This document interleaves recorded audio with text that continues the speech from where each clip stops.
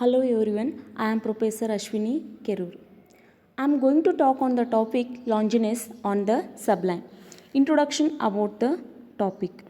What Longinus means by the word sublime is elevation or loftiness. All that raises style above the ordinary and gives to it distinction in its widest and truest sense. This distinction was present in the earliest Greek masterpiece and it gives them their paramount value. Thus, by sublime, Longinus means a distinction and excellence certain in composition. Longinus as the first critic of the ancient Romantic world. Longinus was the first Romantic critic in the sense that he laid stress on fashion, ecstasy, transport, imagination, intensity, and exaltation. All the Romantic critics have repeatedly emphasized all these features in their criticism. In Longinus, all the romantic traits can be can easily be traced. Longinus stressed on the aesthetic criticism, which was paramount ordered to be the romantic critics actually during the classical period in Greek and Roman criticism. A work of art was judged by the canons of set critical rules. Longinus could not adhere to these traditional and classical rules. He revolted against all such set rules. Longinus Sublime compares the two ways. First one is a true sublime. Second one is a false sublime. First one is a true sublime defined as before Longinus, it was believed that the function of poetry was to instruct and to delight, and that of prose was to pursue.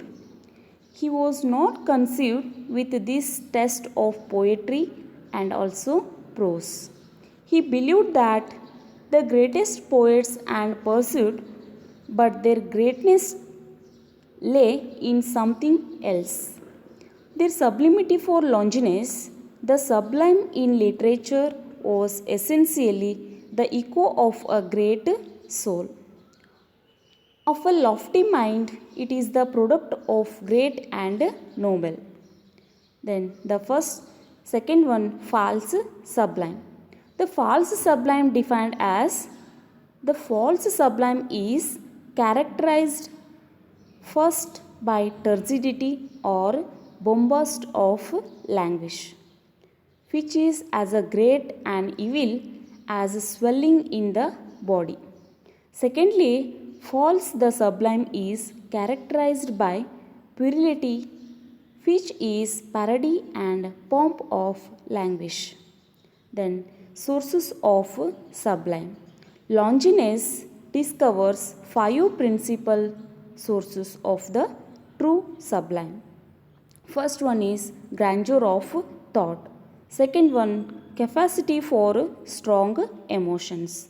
Third one is appropriate use of figures of speech. Fourth one, nobility of diction. Fifth one, dignified and elaborated composition. Out of these 5 sources, the first 2 are natural gifts and remaining 3 are the products of art. In this connection, Longinus says art is perfect when it seems to be nature, and nature is the mark when she contains art hidden within her. The first source is grandeur of thought. It holds the foremost rank because sublimity is the echo of a great soul. A man and ignoble person cannot soar to great heights if he has not lived laborious days in the company of the great and the noble, has not breathed their thought in writing something dignified of his own. Then second source of sublime, capacity for strong emotions. We have not received from antiquity Longinus' discussion about this second natural source of sublimity.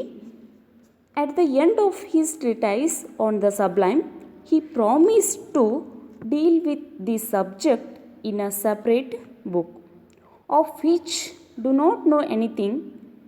An idea of Longinus' view about strong emotions from his book on the sublime. Strong emotions as an important factor in sublimity. The third source is appropriate use of figures of speech. He observes that figures help in producing the sublime effected and on their part derive support from it in a wonderful way.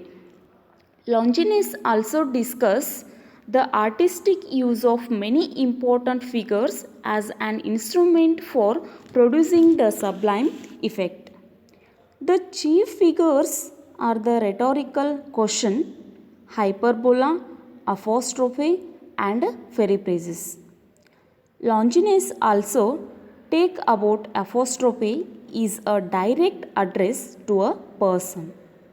Things are abstraction as in many of the lyricals of Shelley.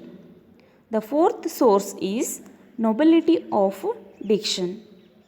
Properly, Longinus use as the metaphors and ornamented language. For Lewis dealing with his views on diction have been lost. But even then we are in a position to form an idea of his views on diction from his book on the sublime. Longinus' writing of the perfection of grandeur, beauty, mellowness, dignity, force, dead things of living voice. Among ornaments of speech, Longinus consider metaphor and hyperbole. Then the fifth source, dignity of composition. The dignity of composition is also lowered by broken and hesitated movement of language.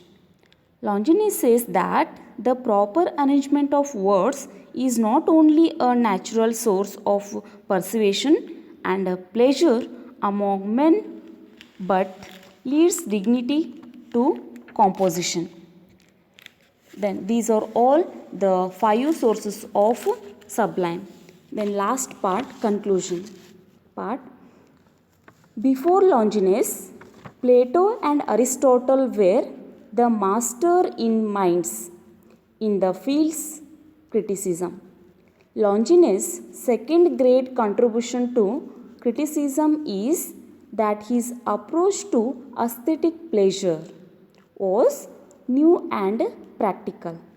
His aesthetic pleasure was more subservient to the element of transport or ecstasy. Longinus regarded that greatness of art or literature depends upon its quality of ecstasy or transport. Longinus' criticism anticipated modern criticism. For the first time, he stressed an imagination, fashion, ecstasy, transport,